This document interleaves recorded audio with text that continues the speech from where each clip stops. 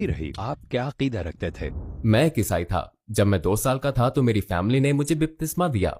और फिर एक वक्त आया जब मैंने सोचा कि मुझे मॉन्क बनना चाहिए क्योंकि मुझे ये मजहब पसंद है। मेरा ख्याल है कि इस बात ने बावजूद बच्चा होने के मुझे एक शऊर दिया। लेकिन फिर मेरे खानदान ने इसे आगे बढ़ाने के लिए ज्यादा हौसला अफजाई नहीं की। उन्होंने मुझे बुतमत बनने के लिए ज्यादा हौसला अफजाई दी, एक बुतमत की तरह। तो मैंने मेडिटेशन शुरू कर दिया और इसने वाकई मुझे आरामदेह और पुरसुकून होने और इस तरह की चीजों में मदद दी। और फिर मैंने रूहानियत के और बहुत से तरीके आजमाए, जैसे राइकी जो शिफा की किस्म है, या शमानियत। मैंने हर किस्म के सब में दिलचस्पी ली। किस चीज ने आपको अपने अकायद के बारे में सवाल करने पर मजबूर किया? क्या ये एक वाकया या ख्याल था, और ये कब पेश आया? तो एक वक्त था, मैं फिलिपाइन में कुछ सालों तक एक गुलकार के तौर पर रहा। ये मेरा ख्वाब था और मुझे खूब याद है, मैं हांगकांग में था। मैंने अब एक प्रोग्राम खत्म किया था, एक फेस्टिवल में कॉन्सर्ट था और मैंने अपने पसंदीदा गुलकार के सामने परफॉर्म किया। मैंने उनसे मुलाकात की और वो मेरे कॉन्सर्ट में आए तो मैंने खुद को बहुत आजिज महसूस किया और मैं सोच रहा था कि मेरी जिंदगी में कोई चीज तो ऐसी है जो ठीक नहीं है। मुझे पता नहीं था कि वो क्या है, लेकिन मैंने सोचा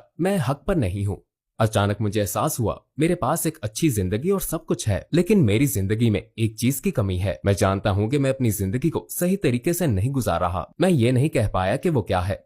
तो ये एक मुहर्रक था और मैंने पैदल चलने का फैसला किया, स्पेन की सरहद से मगरबी साहिल की तरफ 1000 किलोमीटर। ये 1000 किलोमीटर का सफर था। इसमें मुझे 30 दिन लगे। ये एक बहुत अच्छा तजर्बा था, इसलिए कि मैंने खुदा के बारे में सोचना शुरू कर दिया। मैंने रास्ते में बहुत से ईसाइयों से मुलाकात की तो मेरा ख्याल है कि एक बड़ा वाकया था, इसलिए कि मैं चलते हुए खुदा से बातें कर रहा था। मैं उससे सवाल कर रहा था कि वो खुद को मेरी जिंदगी में जाहिर कर दे। मैं उसे पाना चाहता था और मुझे लगता है कि चलना इस अमल का हिस्सा था। सफर के खत्म होने पर आपने क्या महसूस किया? क्या आपने वाकई खुदा को तलाश कर लिया? बदकिस्मती से 1000 किलोमीटर चलने के बाद मुझे बहुत अच्छी तरह याद है, बिलाखिर आप ज्यादा खालिस और पाकीज़ा होने की तवक्को रखते हैं, ठीक है ना? चनाचे मैं सैंटियागो डी कंपोस्टेला में पहुंचा। मैंने तकरीब में शिरकत की। वहाँ एक ब्राजीली शख्स था जो मेरे रास्ते में साइकिल ले आया और मुझे कुछ खौफजदा कर दिया और मैंने उसे ब्राजीली जबान में कुछ बुरा कह दिया। जवाब में उसने भी मुझे बुरा भला कहा। फिर मुझे बहुत बुरा लगा क्योंकि मैंने 1000 किलोमीटर का फासला तय कर लिया और मेरा ख्याल था कि मैं ज्यादा पाकीज़ा हो रहा हूँ। इस वाक़े के बाद मैंने महसूस किया